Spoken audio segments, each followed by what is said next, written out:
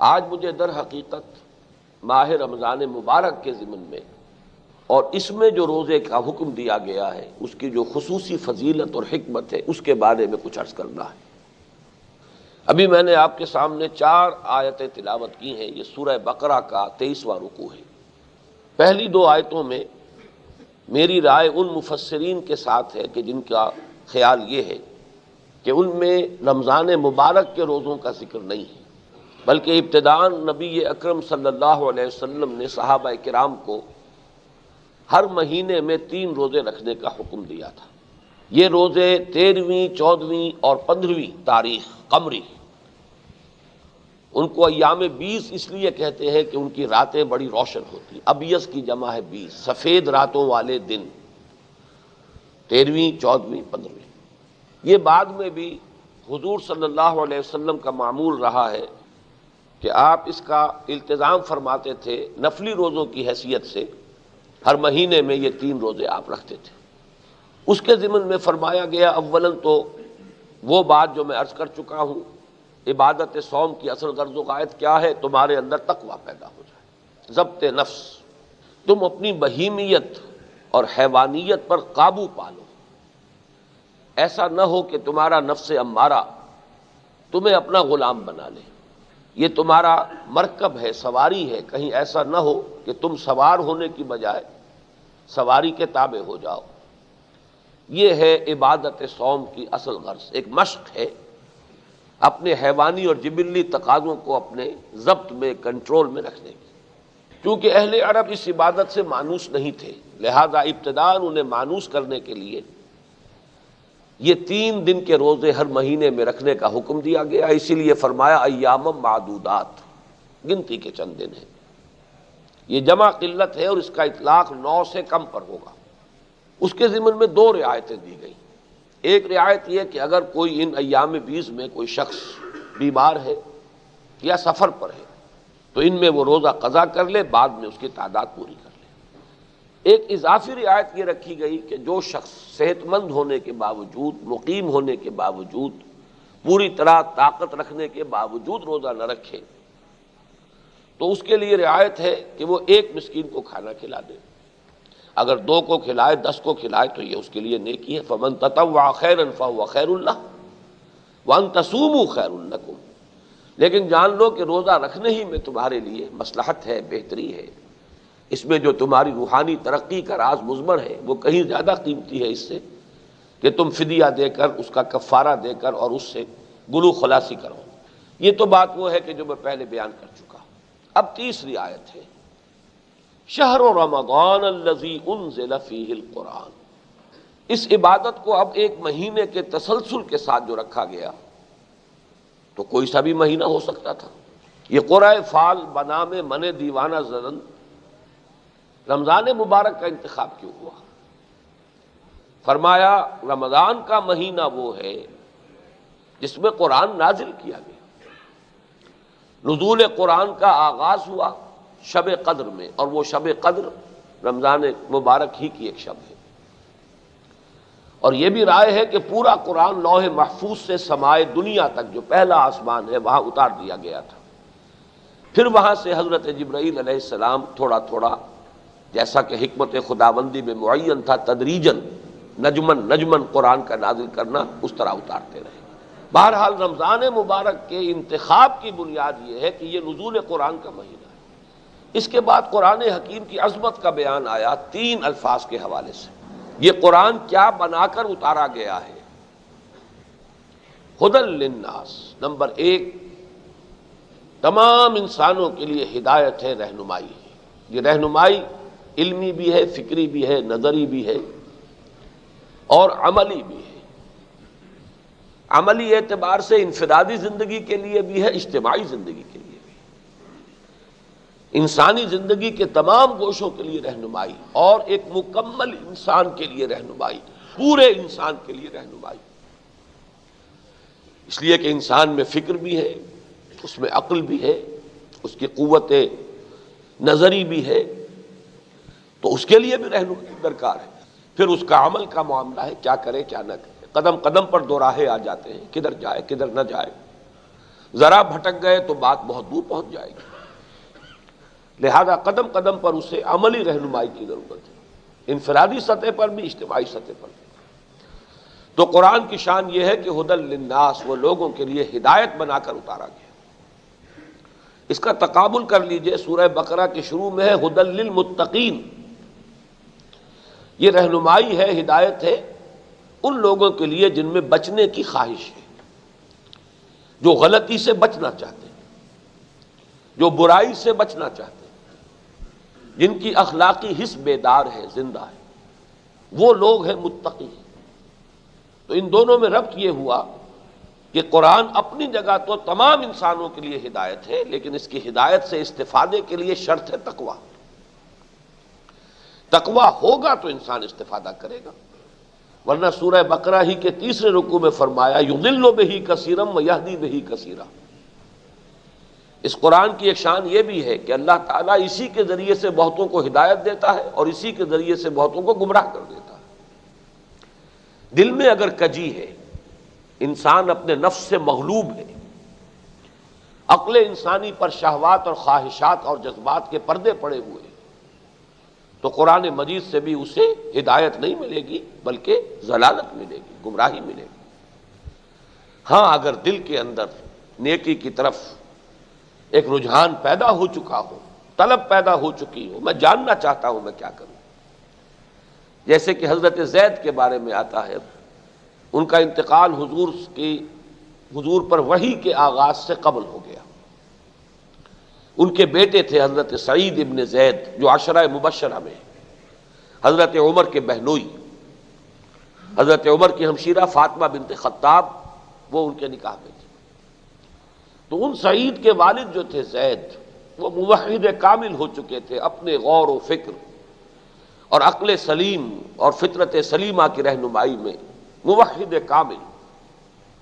لیکن اب کیا کروں، اللہ کی پرستش کیسے کروں؟ عملی رہنمائی تو میرے پاس نہیں ہے، کوئی کتاب موجود نہیں تھی. لہذا ان کے بارے میں آتا ہے کہ وہ کعبے کے پردے پکڑ پکڑ کر دعا کیا کرتے تھے، اے اللہ میں صرف تیری بندگی کرنا چاہتا ہوں لیکن نہیں جانتا کیسے کروں.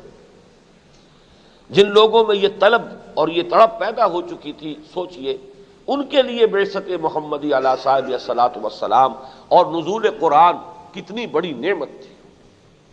وہ تو ایسے ہی ہے جیسے پیاسے کو پانی مل جائے. آپ کو معلوم ہے کہ پیاسے کے لیے کوہ نور ہیرا جو ہے اس کے اندر کوئی اہمیت نہیں ہے، اسے تو پانی کا گھونٹ چاہیے. تو جب ہدایت کی طلب پیدا ہو جاتی ہے تو اس کے لیے تو ہدایت ہی سب سے بڑی بات ہے. تو پہلی بات تو یہ نوٹ کر لیجئے ھدی للناس. دوسری بات فرمائی وبینات من الہدی والفرقان. ہدایت فلسفیانہ انداز میں بھی ہو سکتی ہے، لیکن قرآن مجید بینات کی شکل میں نازل ہوا ہے، روشن واضح. فطرت سلیم ہو انسان کی فوراً لپک کر قبول کر لے گا کہ دیکھنا تقریر کی لذت کہ جو اس نے کہا میں نے یہ جانا کہ گویا یہی میرے دل میں ہے.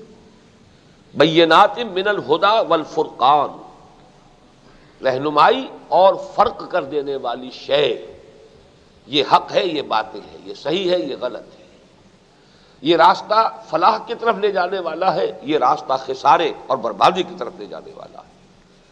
یہ صلاحیت اور تمیز قرآن مجید کے ذریعے پیدا ہوتی ہے. تو ہدایت اور حق و باطل کے مابین فرق و امتیاز کی بینات بن کر قرآن نازل ہوا.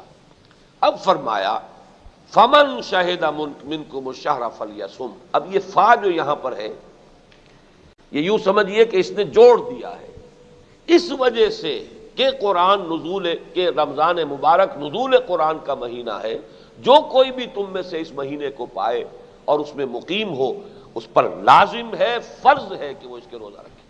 لیکن یہ کہ اس کے بعد بھی ایک رعایت برقرار رکھی، کیونکہ یہ کتاب فطرت ہے، ہماری شریعت جو ہے فطرت انسانی کی مطابقت کے ساتھ ہے. فمن کان منکم مریضا او علی فمن کان مریضا او علی سفر فعدۃ من ایام اخر. دوہرا کر لے آئے اس بات کو کہ وہ رعایت جو ہے اعلی حال ہی حسب سابق برقرار ہے، جو بیمار ہو یا سفر پر ہو وہ تعداد پوری کرے دوسرے دنوں میں.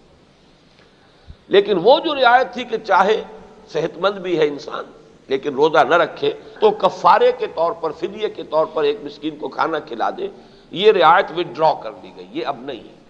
امام راضی نے یہ بڑی خوبصورت اصطلاح استعمال کی ہے اس مقام پر، وجوب علی التخییر، کہ ایک تو وجوب ہوتا ہے جس میں اختیار دیا جائے، واجب ہے لیکن چاہے یہ چاہے وہ، ایک آلٹرنیٹو ہے موجود۔ روزہ واجب ہے لیکن اس کا ایک آلٹرنیٹ بھی ہے کہ نہ رکھو تو تم اس کے لیے ایک مسکین کو کھانا کھلا دو۔ لیکن اب یہ وجوب جو ہے یہ وجوب عینی ہے کہ اب روزہ ہی رکھنا فرض ہے۔ یرید اللہ بکم الیسر ولا یرید بکم العسر، وہ رعایت کیوں برقرار رکھی بیماری اور سفر کی کہ اللہ تعالیٰ تمہارے ساتھ آسانی چاہتا ہے، تنگی نہیں چاہتا۔ لیکن وَلِتُكْمِلُوا الْعِدَّةَ، اب تعداد لازماً پوری کرنی ہوگی۔ وَلِتُكَبِّرُوا اللَّهَ عَلَى مَا هَدَاكُمْ، اور تاکہ تم اللہ کی بڑائی کرو اس ہدایت پر کہ جو اس نے تمہیں دی ہے، وَلَعَلَّكُمْ تَشْكُرُونَ، اور تاکہ تمہارے اندر شکر پیدا ہو۔ اب میں در حقیقت اسی حصے کی جو ہے زیادہ وضاحت کرنا چاہتا ہوں۔ پہلا تو ربط یہ سمجھ لیجئے کہ روزے سے تقوی پیدا ہوتا ہے، یہ تو پہلی آیت سے ثابت ہو گیا، اور تقوی شرط ہے قرآن سے ہدایت اخذ کرنے کی۔ لہذا ماہ رمضان مبارک میں یہ دو عبادتیں جمع کر دی گئی۔ دن میں روزہ رکھو تاکہ کچھ تقوی پیدا ہو، کچھ پیدا ہو، تھوڑا ہو کچھ تو ہو، اور رات کو اب کھڑے رہو اور سنو قرآن کو اور جذب کرو تاکہ تمہارے اندر اس کی عظمت کا صحیح ادراک ہو، تم اسے پہچان سکو کہ کتنی بڑی نعمت ہے۔ اس کو یوں سمجھیے کہ اگر کوئی شخص بے ہوش پڑا ہے تو چاہے ڈی ہائیڈریشن بھی ہے، پانی کی کمی، اسے تو احساس ہی نہیں، لیکن ذرا ہوش میں آ جائے تو فوراً پکارے گا پانی پانی پانی، اور اب اگر اسے پانی دیا جائے تو اسے معلوم ہوگا کہ پانی کتنی بڑی دولت ہے۔ یہ تین مرحلوں میں بات کو سمجھ لیجیے۔ اگر روح انسانی دبی ہوئی ہے حیوانی وجود کے نیچے بوجھ تلے تو گویا کہ بے ہوش ہے، اسے اپنی ضرورت کا بھی احساس نہیں۔ روزے سے وہ حیوانیت کا بوجھ اور ثقل کم ہوا تو وہ ذرا ہوش میں آئی، ہوش میں آئی تو اب اس کے اندر طلب پیدا ہوئی ہدایت کی، معرفت، قرب الہی۔ روح تو در حقیقت یہی دو چیزیں چاہتی ہے، یہی اس کی غذا ہے۔ جیسے ہمارے جسم کے لیے غذا ہے، ہم کھانا کھاتے ہیں، وہ غذا بھی وہیں سے آتی ہے جہاں سے ہمارا یہ جسم آیا ہے، اسی مٹی سے، اسی زمین سے یہ جسم بنا ہے، وہیں سے غذا آ رہی ہے۔ نباتات ہو، حیوانات ہو، یہ سب ان کا سورس کیا ہے آخر؟ یہی زمین۔ گندم وہیں سے اگ رہی ہے، چاول وہیں سے اگ رہے ہیں۔ پھر یہ کہ بکری کا گوشت جو آپ نے کھایا ہے تو وہ کس سے بن رہا ہے؟ بکری بھی وہی گھاس کھا رہی ہے اور وہی پتے کھا رہی ہے جو اسی زمین سے اگ رہے ہیں۔ تو جہاں سے ہمارا یہ خاکی وجود آیا ہے، حیوانی وجود، وہیں سے اس کی غذا آ رہی ہے۔ روح کی غذا وہیں سے آ رہی ہے جہاں سے وہ روح آئی ہے۔ یسألونک عن الروح قل الروح من امر ربی، یہ تو امر رب ہے۔ حال ہی میں ہمارا تعارف ہوا ہے، ایک شاہ صاحب ہیں، بزرگ شخصیت ہیں، بہت ان کے مرید ہیں، عبدالرؤوف شاہ صاحب، اگی ہے ایک جگہ مانسیرا سے ذرا آگے، وہاں کے رہنے والے ہیں۔ وہ بڑی پیاری بات کہا کرتے ہیں کہ یہ روح اور قرآن یہ تو ایک ہی گاؤں سے آئے ہیں۔ جیسے آپ کو معلوم ہے کہیں پردیس میں اگر کوئی جاننے والا مل جائے آپ کو اپنے شہر کا، گاؤں کا کوئی آدمی نظر آ جائے، کیسے لپکتے ہیں آپ کی طرف؟ اسی طریقے سے جہاں سے روح آئی ہے وہیں سے یہ قرآن آیا ہے۔ اس اعتبار سے روح کی غذا اور تقویت اور تغذیہ کا سامان قرآن ہے۔ جب تک روح بے ہوش ہے اسے احساس ہی نہیں۔ روزے نے اسے ذرا بیدار کیا ہے، اس لیے کہ اس پر حیوانیت کا جو دباؤ ہے وہ کم ہو گیا۔ اب جیسے ہوش میں آتے ہی آدمی پانی مانگتا ہے، ایسے ہی وہ روح جو ہے وہ اپنا تقاضا جو ہے وہ اس کے اندر بیدار ہوا۔ اب قرآن نازل ہوگا تو اس کی عظمت اور قدر و قیمت کا احساس ہوگا۔ یعنی صوم رمضان کی جو دو نتیجے نکلے،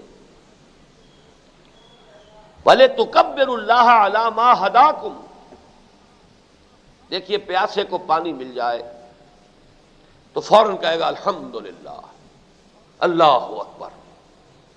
اسی طرح جب روح انسانی کو یہ اپنی ضرورت کی شے ملی جس کی اسے پیاس تھی تو تکبیر جو ہے اور حمد اور ثنا اللہ کی وہ اس کے گہرائیوں سے برآمد ہوگی۔ وَلَعَلَّكُمْ تَشْكُرُونَ، اور تاکہ تم شکر کر سکو۔ دیکھیے شکر کسے کہتے ہیں؟ امام راغب اصفہانی رحمہ اللہ نے 3 درجے شکر کے معین کیے۔ پہلے ہے شکر بالقلب، بالجنان، انسان کو کسی شے کی عظمت کا احساس ہو، شعور ہو، تبھی تو شکر کرے گا نا۔ ایک بچے کے ہاتھ پر آپ ہیرا رکھ دیجئے، اسے کیا پتا آپ نے کیا رکھا ہے؟ وہ سمجھے گا شاید کانچ کا ٹکڑا ہے۔ تو قدر و قیمت کا احساس اور شعور اور ادراک، یہ شکر کی پہلی شرط ہے۔ جتنا شعور ہوگا اتنا ہی شکر ہوگا۔ پھر شکر باللسان، زبان کے ذریعے، اس کی بھی قرآن مجید میں اللہ تعالیٰ نے خود ہی تلقین فرما دی۔ قرآن کی تنزیل پر، قرآن کے نازل کرنے پر میرا شکر ادا کیا کرو۔ کن الفاظ میں؟ الحمدللہ الذی انزل علی عبدہ الکتاب ولم یجعل لہ عوجا۔ کل حمد، کل ثنا، کل شکر، کل سپاس، کل تعریف اس اللہ کو سزاوار ہے جس نے اپنے بندے پر صلی اللہ علیہ وسلم یہ کتاب نازل فرمائی اور اس میں کوئی کجی نہیں رکھی، بینات ہیں، ایچ پیچ نہیں ہے، پہیلیاں نہیں بجھوائی ہیں، فلسفیانہ الجھی ہوئی بحثیں نہیں ہیں۔ تو یہ ہے شکر باللسان۔ اب شکر کی آخری اور بلند ترین منزل ہے اس نعمت کا حق ادا کرنا۔ میں نے کئی مرتبہ مثال دی ہے سادہ سی، کہ کوئی والد اپنے بچے کے لیے، بیٹے کے لیے کتاب لائے، بڑی قیمتی، بہت ہی عمدہ کتاب۔ بچہ مہذب تھا، اس نے تھینکس بھی ادا کر دیا، تھینکس ڈیڈی، لیکن پھر کتاب کو رکھ دیا، پڑھائی نہیں۔ تو ناشکری کی کہ نہیں کی؟ چاہے زبان سے وہ ایک تمدنی جو روایت ہے اس کے اعتبار سے شکریہ ادا کر دیا، لیکن حسن شکریہ تو ہوتا اگر وہ اس کتاب سے فائدہ اٹھاتا، اس میں جو علم ہے، حکمت ہے، اس سے استفادہ کرتا، اپنے فہم کی ترقی کا ذریعہ بناتا۔ تو نعمت کا حق ادا نہ کیا جائے تو پھر یہ کہ وہ ناشکری سب سے بڑی ناشکری ہے، چاہے زبان سے شکر ادا کرتے رہے۔ تو فرمایا وَلِتُكَبِّرُوا اللَّهَ عَلَى مَا هَدَاكُمْ وَلَعَلَّكُمْ تَشْكُرُونَ، اور تاکہ تم شکر کرو، اس کا حق ادا کرو۔ اسی کے حوالے سے آج میں آپ سے عرض کرنا چاہتا ہوں کہ میں نے جو اب ربع صدی مکمل کی ہے، 25 برس ہو گئے، سن 65 میں لاہور منتقل ہوا، اب سن 90 آ گیا۔ ایک ربع صدی میں نے لگائی ہے کس کام؟ دعوت رجوع الی القرآن، قرآن کی طرف لوگوں کو متوجہ کرنا، راغب کرنا۔ قرآن کو پڑھو، قرآن کو سمجھو، قرآن پر عمل کرو، قرآن کے مبلغ بن جاؤ، داعی بن جاؤ۔ اور اس کا آغاز میں نے کیا تھا جب مجھے مسجد خضرہ سمن آباد میں جمعے کے خطاب کی دعوت ملی کہ یہاں جمعے میں آپ تقریر کیا کریں۔ پہلے 2 جمعوں میں نے جو تقریر کی وہ یہ کتاب چاہے مسلمانوں پر قرآن مجید کے حقوق، اس نعمت کا حق کیا ہے ہم پر، ہم اس کا حق ادا کر رہے ہیں کہ نہیں؟ کیا اس کا حق یہی ہے؟ اس وقت زمانے میں صدر ایوب کا دور حکومت تھا اور 1400 سالہ جشن نزول قرآن منایا جا رہا تھا۔ سونے کے تاروں سے قرآن مجید لکھنا شروع کیا گیا، قرات کی محفلیں منعقد ہو گئی۔ وہ شاید قرآن مجید رکھا ہوا ہے وہاں جہاں کبھی وہ بت ہوتا تھا ملکہ کا، اسی جگہ پر۔ میں نے تو جا کر زیارت نہیں کی آج تک، لیکن غالباً ہے، شاید بہت وزنی ہے، 40 من اس کا وزن ہے، واللہ عالم۔ لیکن کیا قرآن کا حق یہ ہے؟ صحابہ کرام کے پاس تو سونے کے تار کیا، تانبے کے تار کا لکھا ہوا قرآن بھی نہیں تھا، چھپا ہوا قرآن بھی ایسا نہیں تھا کسی کے پاس۔ انہوں نے اس کا حق پہچانا کچھ اور۔ ہم نے یہ کھیل جو ہے وہ ایجاد کر لیے، یہ مشغلے ہیں، یہ چٹکلے ہیں عوام کو بہکانے کے۔ اس وقت میں نے تقریر کی تھی کہ سوچو کہ قرآن کا اثر کیا۔ پھر یہ کہ اللہ تعالیٰ کی طرف سے رہنمائی ہوتی ہے، اللہ کو کچھ کام لینا تھا ہم سے، لہذا ایسی تقریر کرا دی کہ واقعہ یہ ہے کہ جس نے اس کتاب کو پڑھا ہے اس نے نہایت تحسین آمیز کلمات کہا۔ ایک جنرل فوجی ناصر صاحب کے زمانے میں وہ غالباً کمانڈر ان چیف تھے، اس کا جو عربی میں ترجمہ ہوا ہے وہ میرے چھوٹے بھائی نے جدے میں ملاقات ہوئی تھی ان کو پیش کیا۔ اس کو پڑھ کر انہوں نے اپنا جو ایک تاثر تھا وہ ایک جملے میں کیا، کہ مجھے یقین ہے جس نے یہ کتاب لکھی ہے وہ کبھی گمراہ نہیں. اور میں حیران ہوا کہ در حقیقت یہ حدیث نبوی کی ترجمہ ہے. من دعا الیہ فقد ہدی الی صراط مستقیم. جو کوئی بھی اس قرآن کی طرف دعوت دے گا اس کی ہدایت ہو گئی صراط مستقیم، کسی اور کو ہدایت ہو نہیں. بہرحال اس میں نے 5 حقوق معین کیے تھے. سب سے پہلا حق یہ ہے کہ اس قرآن کی عظمت اپنے دل میں پیدا کرے اور یہ یقین پیدا کرے کہ یہ اللہ کا کلام. یہیں سے یوں سمجھیے کہ ساری گاڑی یہیں سے چلے گی. اگر یقین ہی نہیں ہے تو بس ایک متوارث عقیدہ ہے، جیسے دنیا میں اور کتابیں ہیں، لوگ سمجھتے ہیں کہ یہ آسمانی ہے، ایسے ہم سمجھتے ہیں آسمانی کتاب ہے، لیکن رکھی ہوئی ہے، اچھا جسدان چڑھا دیا ہے، اونچائی پر رکھ دیا ہے. اللہ کا خیر فرمائے. کہیں گر جائے خدا نے خواستہ تو اس کے برابر گردن کھول کر صدقہ کر دیں. بس یہ تعظیم ہے.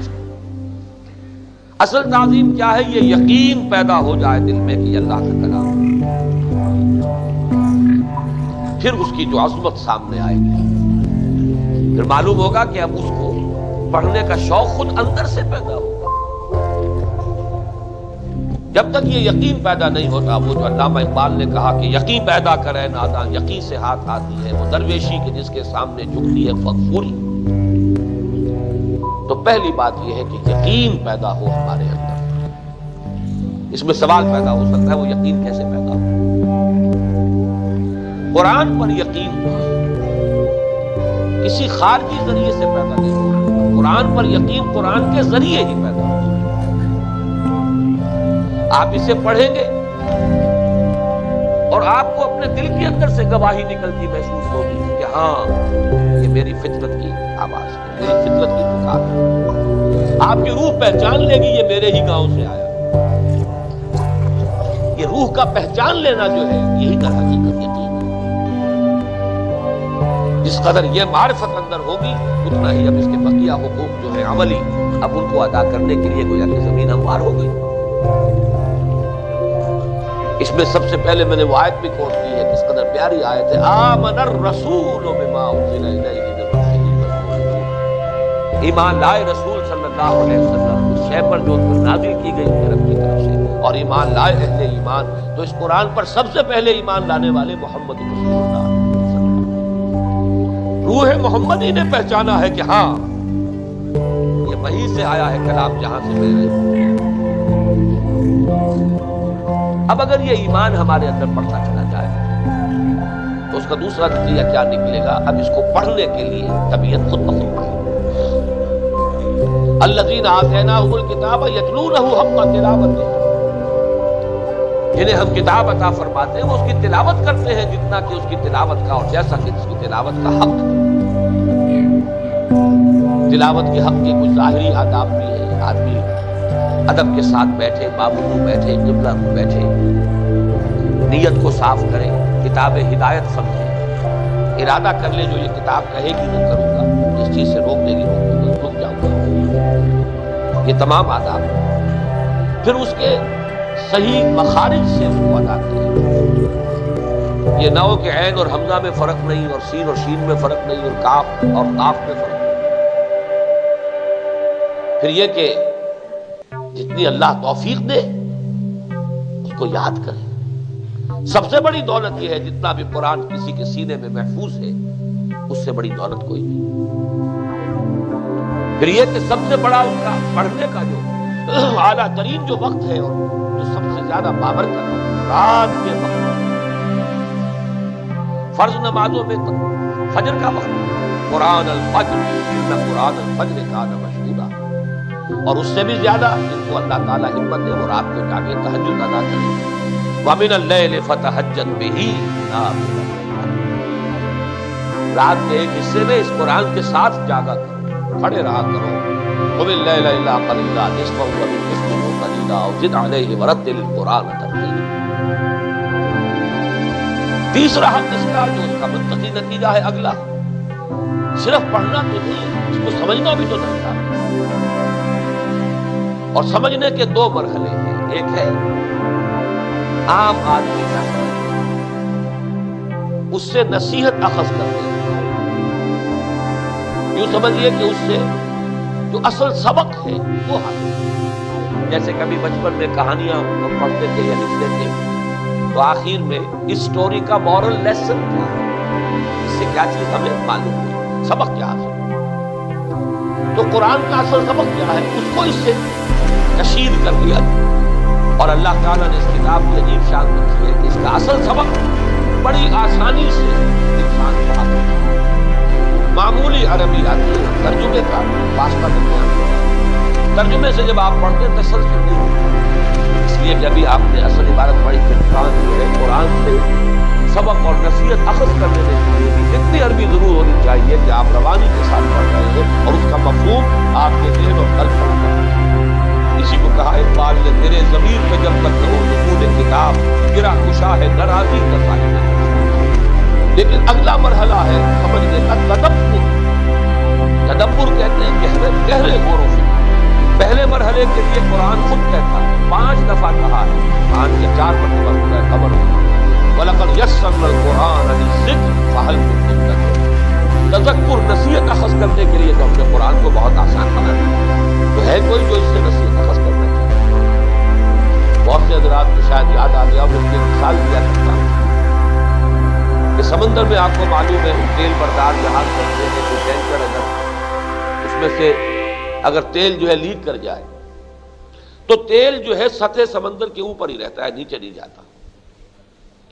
تو اب سمندر کی گہرائی تو بہت ہے، 6 میل ہے کہ 8 میل ہے کہ 5 میل ہے گہرا، لیکن تیل تو اس کی سطح پر ہے نا۔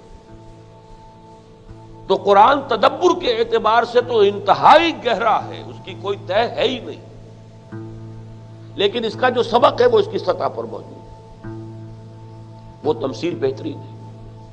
تیل اس کا جو ہے اصل، اس کا روغن جو اس کا اصل حاصل ہے، لب لباب ہے، وہ اس کی سطح پر ہے۔ لیکن تدبر کے اعتبار سے قرآن میں ہو غوطہ زن اے مرد مسلمان، اس غوطہ زنی کی شرائط بڑی کڑی ہے، پوری زندگیاں کھپا کر بھی کوئی شخص یہ نہیں کہہ سکتا کہ میں اس کی تہ تک پہنچ گیا ہوں۔ تدبر قرآن، افلا یتدبرون القرآن ام علی قلوب اقفالها، کیا یہ قرآن پر تدبر نہیں کرتے، غور نہیں کرتے؟ اب اس کے بعد چوتھا حق ہے، یہ ساری چیزیں کس لیے درکار ہیں کہ اس پر عمل کیا جائے۔ عمل کے بھی 2 درجے ہیں، یہ میں خلاصہ بیان کر رہا ہوں اس کتاب کا، اس میں تو بڑی مفصل بحثیں ہیں، اس میں ثقیل اصطلاحات ہیں، اس میں بہت فلسفیانہ بھی بات انداز موجود ہے، اور یہ شکایت بھی ہے لوگوں کو کہ اس کی زبان مشکل بھی ہے۔ یہ میری مشکل ہے کہ میں مشکل ہی لکھ پاتا ہوں، آسان زبان جو ہے تقریر میں تو میں استعمال کر لیتا ہوں، تحریر میں مجھے کرنے کی عادت نہیں۔ بہرحال جو اب چوتھا مرحلہ ہے وہ کیا ہے، اب عمل کرو اس پر۔ اور اللہ نے توفیق دی کہ میں نے اس کے لیے اس کتاب میں جو قرآن کی اصطلاحات ہیں ان سے روشناس کرا دیا، تذکر بالقرآن، تدبر قرآن۔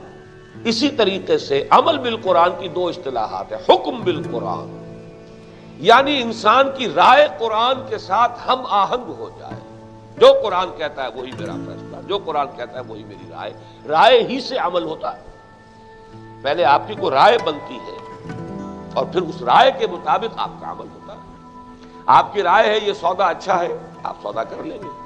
آپ کی رائے نہیں بھائی اس میں رسک زیادہ ہے، آپ وہ سودا نہیں کریں گے۔ تو رائے بن جائے انسان کی قرآن کے مطابق، ہر رائے وہ قرآن ہی سے دے رہا ہو۔ جیسے اس حدیث میں جس کا آخری ٹکڑا میں نے ابھی آپ کو سنایا، من دعا الیہ فقد ہدی الی صراط مستقیم، اس میں یہ من حکم بہ عدل، جس نے کوئی رائے قائم کی اور فیصلہ دیا اس قرآن کے ذریعے، اس نے عدل کیا۔ ایک اس سے بھی زیادہ جامع اصطلاح ہے اقامت قرآن، قرآن کو قائم کرو، اقیموا التوراۃ والانجیل۔ کہا گیا اہل کتاب سے، یا اہل الکتاب لستم علی شیء حتی تقیموا التوراۃ والانجیل، اہل کتاب تمہاری کوئی بنیاد نہیں، جڑ نہیں، جب تک کہ تم تورات اور انجیل کو قائم نہیں کرتے، یعنی اس کا پورا نظام جو ہم نے احکام دیے انہیں نافذ کرو۔ تو قرآن مجید ایک نظام حیات لیے ہوئے ہے، اس میں احکام ہیں، فوجداری کے احکام ہیں، دیوانی احکام ہیں، مالی امور سے متعلق احکام ہیں، آئلی قوانین ہیں، بڑے تفصیلی رات ہی ہم نے وہ 4 رکوع پڑھے ہیں دورہ ترجمہ قرآن میں۔ یہ سب کس لیے ہے؟ صرف تلاوت کر کے ثواب حاصل کرنے کے لیے، یا انہیں نافذ کرنا ہے؟ کو قائم کرنا، پورا نظام عدل و قسط جو قرآن نے دیا اسے برپا کرنا۔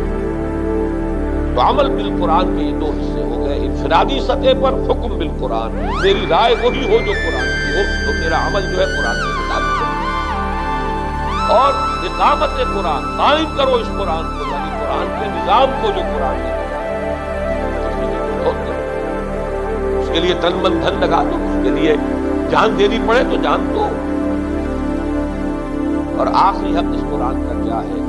تبلیغ و تبیین، اس کو واضح کرنا اور لوگوں تک پہنچانا۔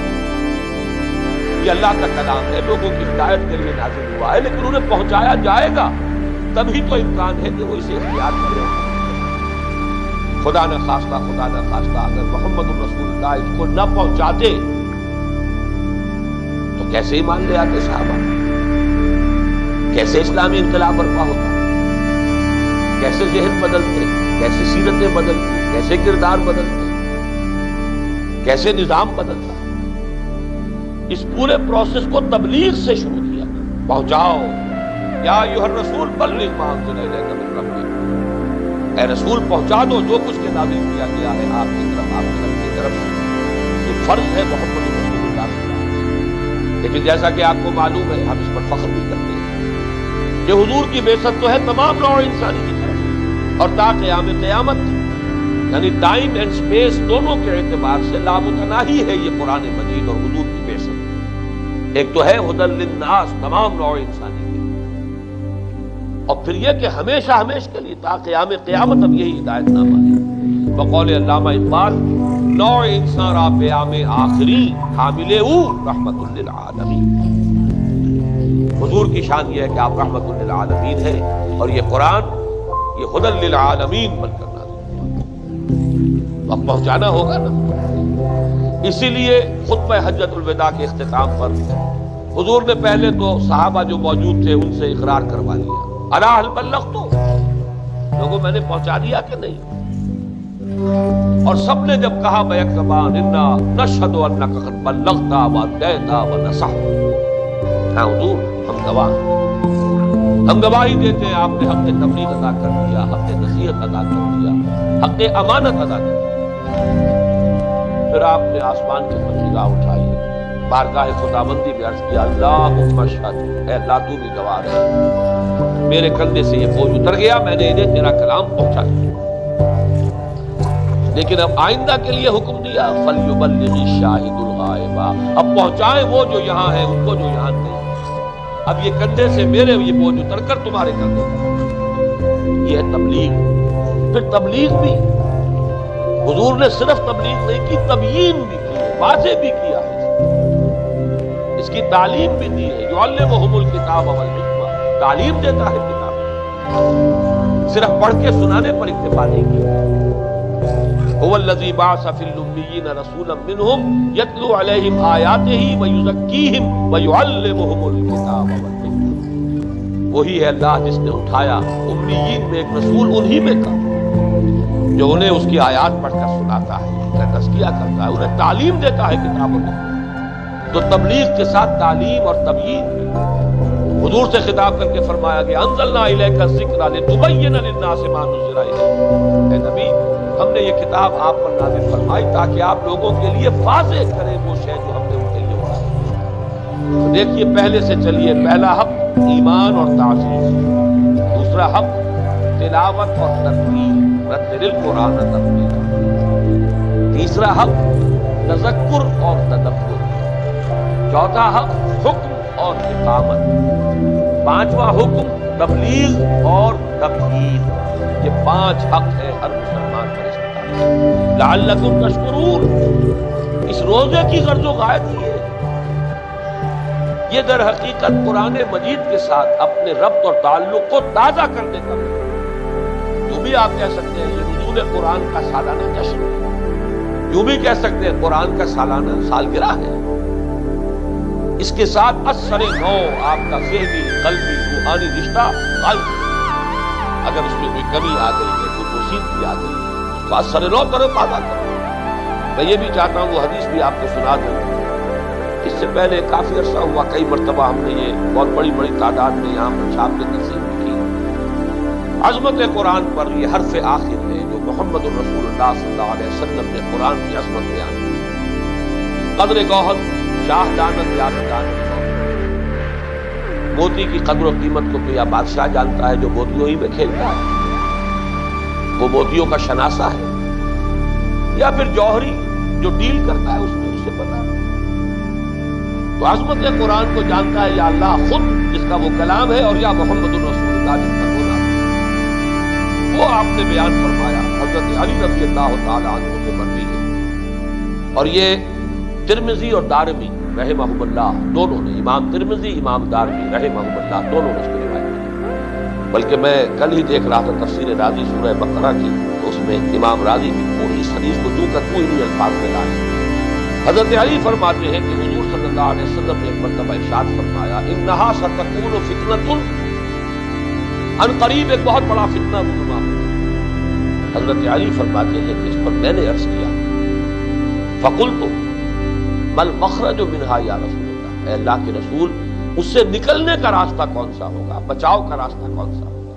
ایگزٹ وہ جو لکھا ہوتا ہے ہالز کے اندر، مخرج آپ عرب ممالک میں وہاں مخرج لکھا دیکھیں نکلنے کا راستہ. المخرج الطواری یہ جہازوں میں لکھا ہوتا ہے ایمرجنسی ایگزٹ، کوئی ایمرجنسی ہو جائے تو فوراً دروازوں کی طرف ٹپک کر، تو وہ مخرج کیا ہوگا. اور یہ نقطہ میں نے بارہا بیان کیا ہے کہ حضرت علی نے یہ نہیں پوچھا کہ وہ فتنہ کب ہوگا، کیوں ہوگا، کیسے ہوگا، کدھر سے آئے گا. یہ ساری معلوماتی چیزیں ہیں. عملی شے یہ تھی کہ اس سے بچاؤ کی شکل صحابہ کرام کی توجہ جو ہے وہ عمل کی طرف. اب آپ نے فرمایا کتاب اللہ، فتنوں سے بچانے والی صرف ایک شے ہے وہ اللہ کی کتاب. آپ ذرا اندازہ کیجیے کہ اس سے بڑا دور فتن کون سا ہوگا جس میں ہم جی رہے ہیں. فتنے ہی فتنے، ایک سے ایک بڑا فتنہ، مہا فتنہ. لہذا آج سب سے زیادہ شدید ضرورت ہے رجوع الی القرآن. لوٹو، تمسک بالقرآن، پکڑو قرآن، خاموش. حضور فرما رہے فتنے سے بچنے کی ایک ہی تدبیر ہے اور وہ قرآن. اس کے بعد آپ نے فرمایا فیہ نبأ ما قبلکم وخبر ما بعدکم وحکم ما بینکم. اس حدیث کے اندر انداز بھی وہ ہے جو قرآن مجید کی صورتوں میں ہوتا ہے. قوافی بدلتے ہیں، چند جملے آئیں گے ایک قافیے کے ساتھ، پھر جملے آئیں گے ایک قافیے کے ساتھ. جیسے آپ کو سورۃ الفجر میں، سورہ قیامہ میں، سورۃ البلد میں قافیے بدلتے ہیں. اسی طرح اس حدیث کے اندر معلوم ہوتا ہے بالکل جیسے کہ قرآن مجید کا ایک عکس کامل ہے یہ کلام.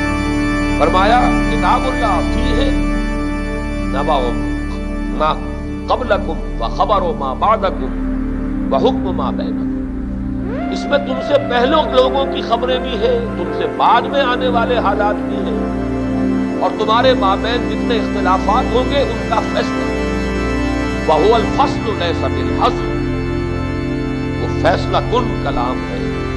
کسی شاعر کی ایسے ہی بے معنی باتیں جو کرتے رہتے ہیں وہ نہیں. من ترکہ من جبار قسم اللہ، معاذ اللہ ثم معاذ اللہ، اللہ ہمیں سے بچائے. فرمایا جو شخص اپنے غرور اور تکبر کی وجہ سے اس قرآن کو چھوڑ دے گا اللہ اسے پیس کر رکھے. من ترکہ من جبار قسم ومن ابتغى الہدى من غیرہ اضلہ اللہ. اور جو شخص ہدایت تلاش کرے گا اس قرآن کے سوا کسی اور شے میں اللہ اسے گمراہ کر کے چھوڑے گا. اس میں زور کلام، فصاحت، بلاغت، کتنے مختلف پہلوؤں سے اس قرآن کی عظمت کا بیان. وَهُوَ حَبْلُ اللَّهِ الْمَتِينُ وَهُوَ الذِّكْرُ الْحَكِيمُ وَهُوَ الصِّرَاطُ الْمُسْتَقِيمُ. دیکھ لیں آپ کافی ہے، یہی ہے اللہ کا ذکر، حکمت بھرا ذکر، الذکر. یہی ہے اللہ کی مضبوط رسی، حبل اللہ المتین. یہی ہے صراط المستقیم. جو مانگتے ہو اہدنا الصراط المستقیم، اللہ نے تو دے دیا. هو الذی لا تزیغ بہ الاہواء ولا تلتبس بہ الالسنۃ. یہ وہ ایسا کلام ہے کہ اس کے ہوتے ہوئے یعنی اس کے ساتھ انسان چمٹا ہوا ہو، خواہش نفس انسان کو گمراہ نہیں کر سکتی، اور اس کے ساتھ زبان جو ہے وہ التباس نہیں کرتی، اپنی جگہ بالکل روشن کلام. ولا يشبع منه العلماء ولا يخلق عن كثرة الرد ولا تنقضي عجائبه. اہل علم کبھی اس سے سیر نہ ہو کہ میں نے 100 مرتبہ پڑھ لیا، اب کیا رکھا ہے اس کتاب میں۔ دنیا کی کوئی کتاب ایسی نہیں جسے آپ پڑھتے رہے دل اکتائے نہ، ہر مرتبہ نئے نئے نکات، نئی نئی علوم، نئی نئی معرفتیں۔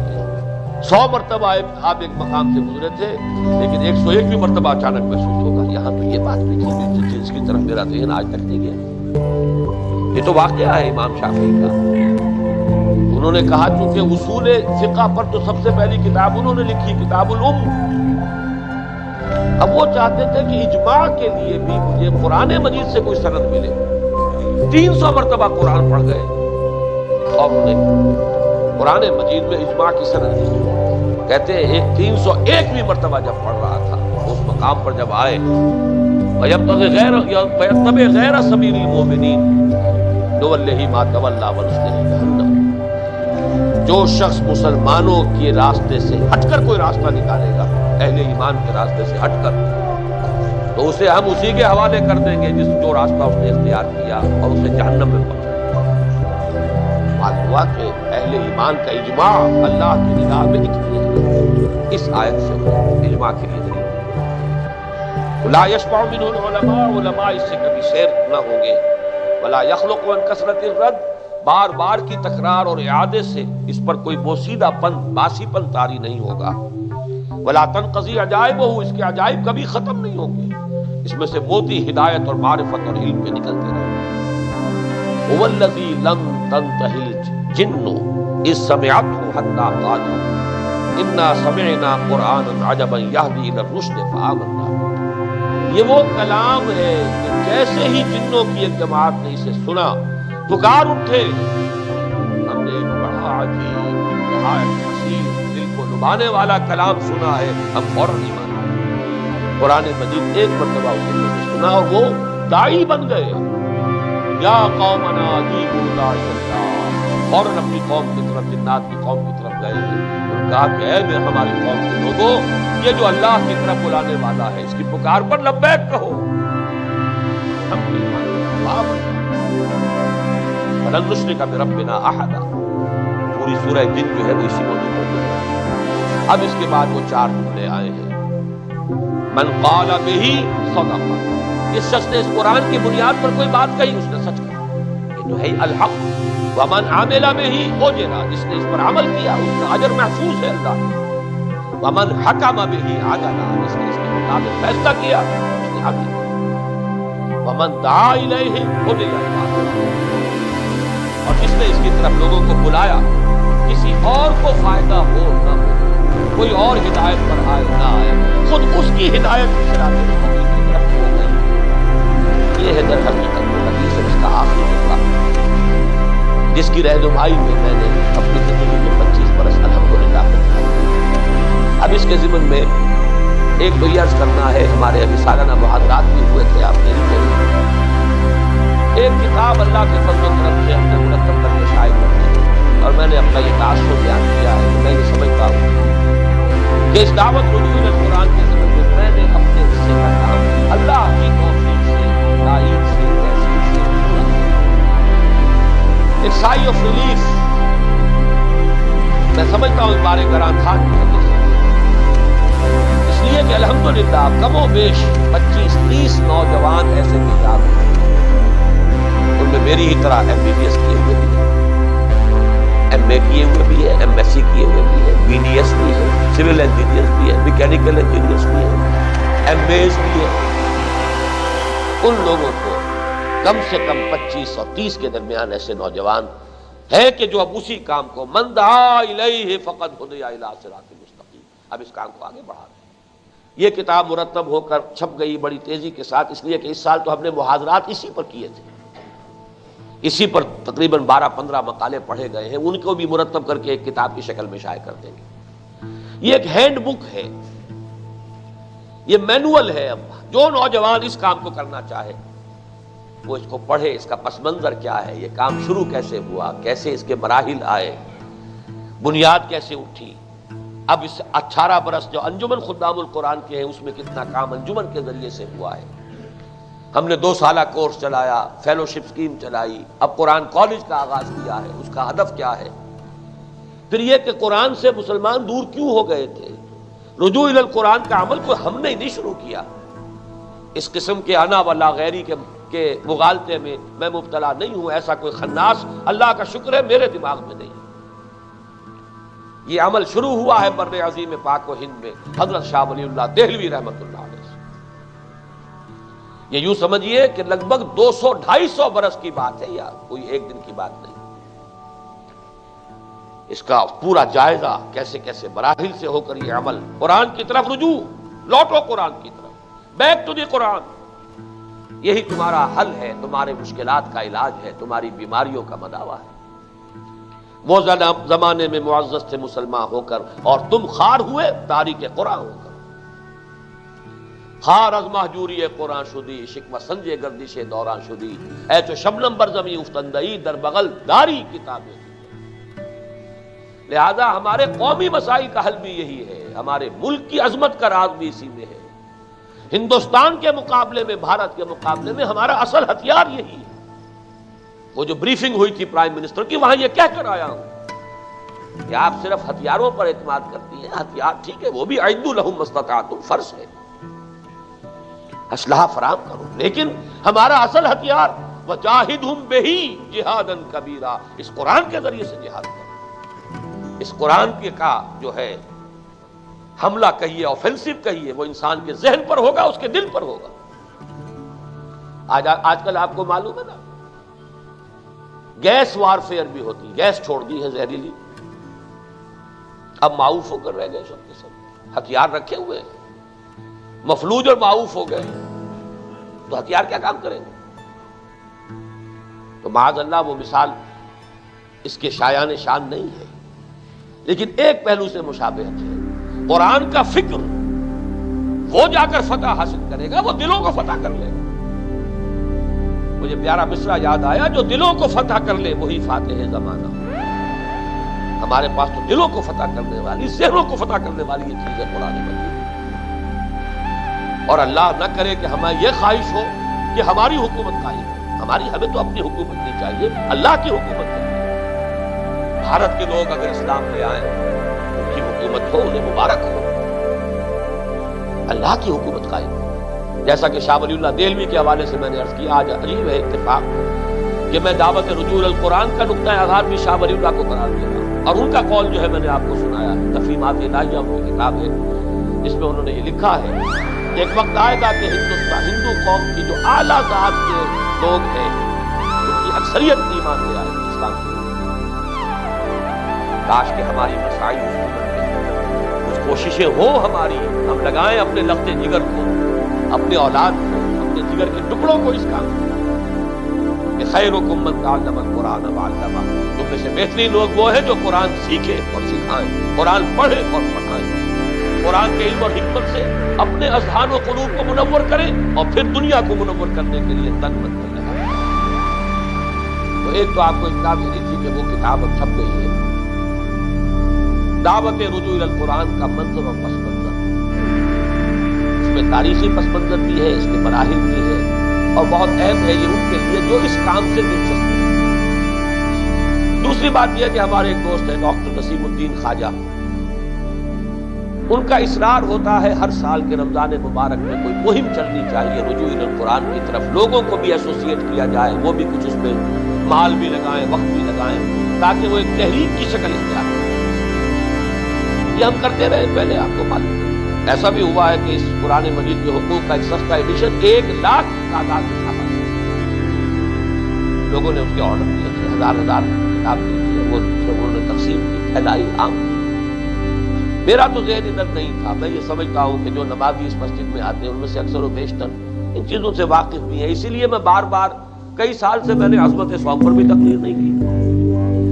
میں تو وہ کتابچہ لکھ چکا، کتابچہ ہوتا ہے خرید لیجیے، اور جو موضوعات ہیں وقت کے اب ان کے اوپر گفتگو ہونی چاہیے. لیکن اس دفعہ میں نے اپنا رنگ بدلا، حکمت سوم پر بھی تقریر کی، عظمت سوم پر بھی خطاب کیا. وہ کتابچہ بھی آپ نے لیا تھا، اور اس کے 100 سیٹ لائے گئے تھے، وہ 100 سیٹ ختم ہو گئے، بہت سے لوگ مانگ رہے تھے، تو آج پھر وہ سیٹ آ گئے.